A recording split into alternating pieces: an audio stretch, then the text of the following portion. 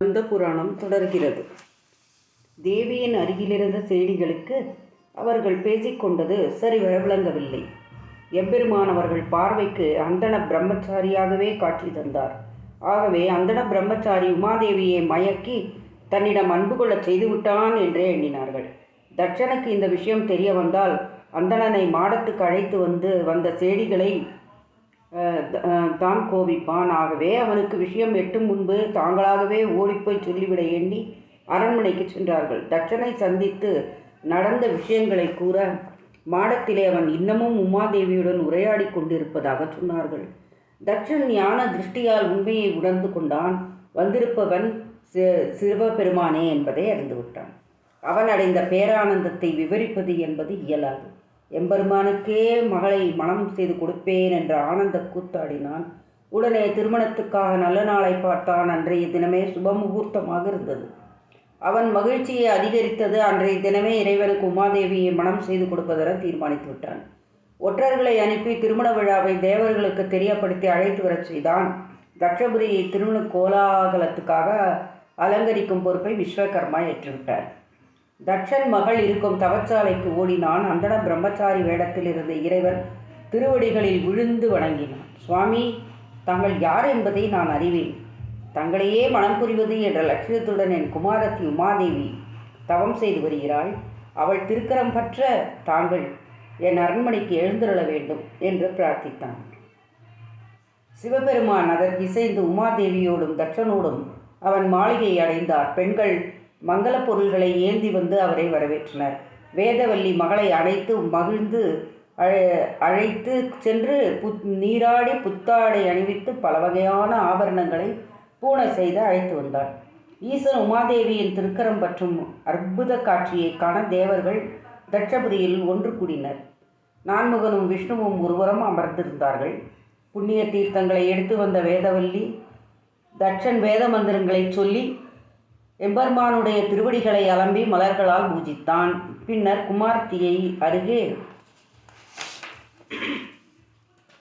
அழைத்து அவளுடைய கரத்தை இறைவன் திருக்கரத்திலே வைத்து, சுவாமி, என் மகளான உமாதேவியை தங்களுக்கு திருமணம் செய்து கொடுத்தேன். அவளை ஏற்றுக்கொள்ளுங்கள் என்றான். இந்திரன் முதலான தேவர்கள் இறைவனை கைகூப்பி தொழுது துதித்தார்கள்.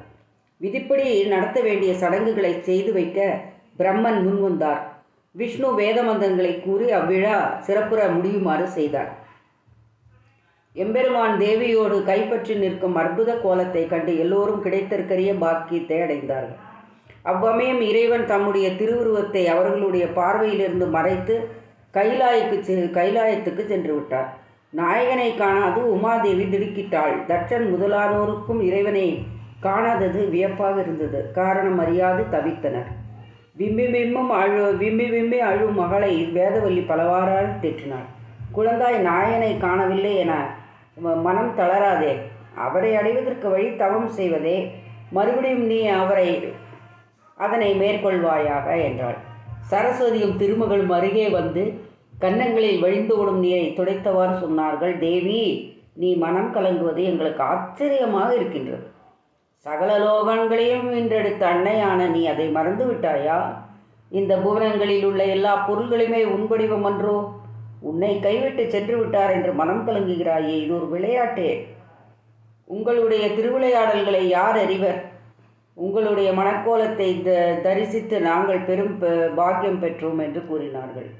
உமாதேவியார் மறுபடியும் இறைவனை குறித்து தவம் செய்ய மாடத்திற்கு சென்றார். நினைக்க தட்சனுக்கு ஈசனுடைய செயல் சினத்தை உண்டாக்கியது. தன்னை வணங்கி ஆசி பெறும் தேவர்கள் முன்னிலையில் அவர்களால் பரிதாபப்படும்படியான ஒரு நிலைமை தனக்கு ஏற்பட்டதே என மனம் வருந்தினான். இறைவன் திருவண மண்டலத்தில் இருந்து மறைந்தது வேண்டுமென்றே தன்னை அவமானமடைய செய்ய மேற்கொண்ட செயல் என்றே எண்ணிவிட்டான். கடுமையான தவம் செய்து இறைவன் அருளுக்கு பாத்திரமாகி தேவியை மகளாக அடைந்து அவருக்கே மனம் செய்து தர வேண்டும் என்று கோரிய போது உடன்பட்ட ஈசன் திருவண மண்டலத்திலிருந்து திடீரென்று மறைய காரணம் என்ன? அவன் செய்த ஏற்பாடுகளில் எவ்வித குறையும் சொல்ல முடியாது. அமைந்திருந்த சிவபெருமான் அவனிடம் என்ன குறை கண்டார்? அத்தகைய தேவர்கள் முன்னிலையில் அவர்களால் பரிதாபப்படக்கூடிய நிலைமையை சிவன் உண்டாக்க அவன் குற்றம் ஏதும் செய்யவில்லையே. தனக்கு ஏற்பட்ட அவமானத்தை நினைத்து அவன் உள்ளம் குமுறினான். அதனால் ஈசனிடம் அவனுக்கு கோபம் பன்மடங்காக பெருகியது. உமாதேவி மாடத்தை அடைந்து முன்போலவே சேடிகள் உடன் இருக்க சிவபெருமானை குறித்து தவம் மேற்கொண்டார். தவம் இருந்து வரும் தேவியை தம்மிடம் அழைத்து கொள்ள எண்ணம் கொண்ட சிவபெருமான் ஒரு நல்ல நாளில் உடலெங்கும் விபூதி பூசி ருத்ராட்சங்கள் அணிந்து ஜடையோடு கையிலே சூலம் தாங்கி தவவேடம் பூண்டு அவள் இருப்பிடம் வந்தார். சிவனடியார் யாரோ வந்திருக்கிறார் என உமாதேவி அவரை வரவேற்று உபசரித்து வணங்கினாள். அப்போது ஈசன் ரிஷப வாகனத்தில் தாம் மட்டுமே அமர்ந்திருந்தவராய் அவளுக்கு காட்சியளித்தார். அந்த கோலத்தை கண்டு உமாதேவி மெய்சிலிர்த்து கண்கள் ஆனந்த பாஷ்பத்தை கொள்ள அவருடைய திருவடிகளில் பணிந்து வணங்கி பலவாறு துதித்தாள். சுவாமி, திருமண மண்டபத்திலே என்னை விட்டு நீங்கி ஏற்படுத்திய குறையை இப்போதாவது நீக்கி அருள வேண்டும் என்று பிரார்த்தித்தாள். இறைவன் அவள் கரம் பற்றி தன்னருகில் அழைத்து இடப்பாகத்தில் அமர்த்தி கொண்டு கைலாயத்தை நோக்கி சென்றார். எம்பெருமான் தவச்சாலைக்கு வந்து உமாதேவிக்கு காட்சி தந்து அவளை அழைத்து சென்ற விவரத்தை சேடிகள் சொல்ல கேட்ட தட்சன் அளவற்ற கோபத்தை அடைந்தான். ஏற்கனவே அவரை பற்றி மனத்துக்குள்ளே குமைந்து கொண்டிருந்த அவன் இப்போது எரிமலை என வெடித்தான். அப்போது அவனை வணங்கி செல்ல வந்திருந்த தேவர்களை கேளுங்கள்.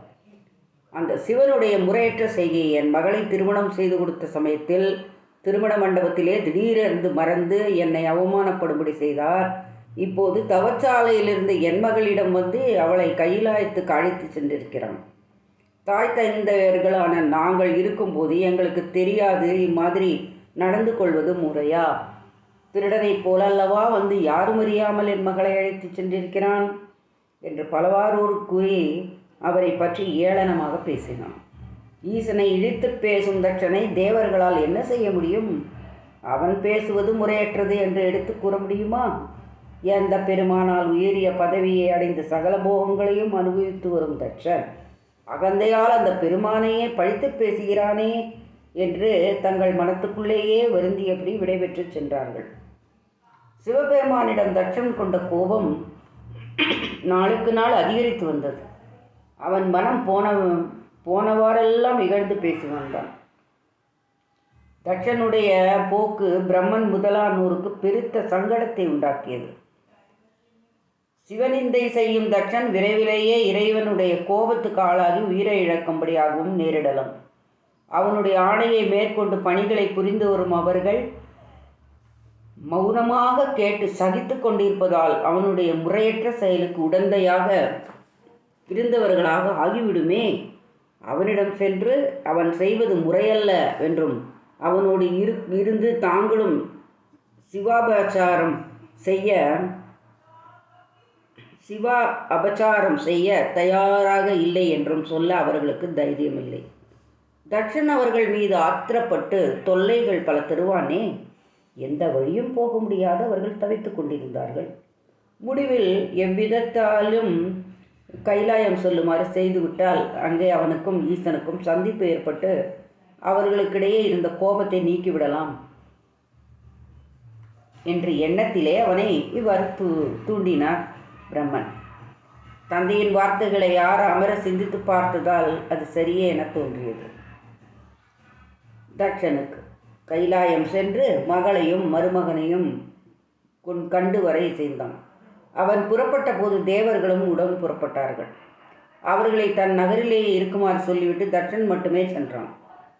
கைலாய பர்வதத்தை அடைந்த தட்சன் இறைவன் இருக்கும் ஆலயத்தின் வாயிலில் நுழைந்து நந்தி தேவர் தவம் புரிந்து வரும் வாயிலை நெருங்கினான். அங்கிருந்த பூத கணங்கள் அவனை உள்ளே போக விடாது தடுத்து விட்டன. கோபத்தால் கண்கள் சிவக்க தட்சன் அவர்களை பார்த்து, நீங்கள் யார் என்னை தடுப்பதற்கு? என் மகளையும் மருமகனையும் கண்டு செல்ல வந்தேன் என்று சொன்னான். பூதகணங்கள் அவனுடைய கோபத்தை கண்டு அஞ்சவில்லை. எங்கள் நாயகனை இகழ்ந்து பேசி வரும் நீ எவ்வாறு இங்கே வரலாம்? எந்த இறைவனை குறித்து தவம் செய்து உயரிய பதங்களை பெற்றாயோ அவரையே பழித்து பேசுகிறாய்.